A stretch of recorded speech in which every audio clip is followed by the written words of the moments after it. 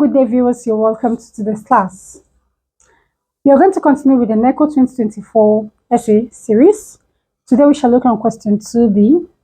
If this is your first time coming across my video, I welcome you. Kindly click on the subscribe button and click on the notification bell so that you get notified anytime I'm live or anytime I post a new video on this page. Let's get started. The question 2B here is a question on the binary number, which reads, convert, express 4231 in base 5 in Denary. So Denary means what? A number in base 10, right? So let's solve this. We have 4231 in base 5. So what do? We start numbering from the right hand down to the left hand, starting from 0. So here we have 0, 1, 2, 3.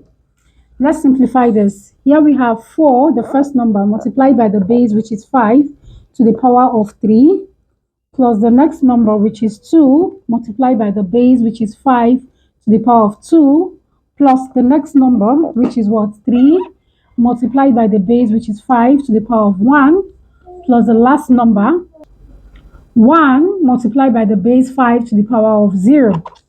Now let's simplify. Here we have 4 multiplied by 5 to the power of 3 means 5 times 5 times 5, which gives us what? 125. Okay, plus 2 times 5 to the power of 2 means 5 times 5, and this gives us what? 25, plus 3 times 5 to the power of 1 is 5, plus 1 times 5 to the power of 0 is what? 1. So here we have 2 times 125 here gives us 500, plus 2 times 25 is 50, plus 3 times 55 is 15, plus 1 times 1 is 1. 500 plus 50 gives us 550, plus 15 gives us what?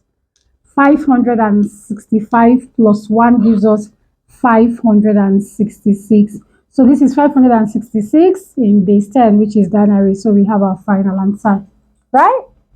So viewers, thank you for watching. See you in my next video, and bye for now.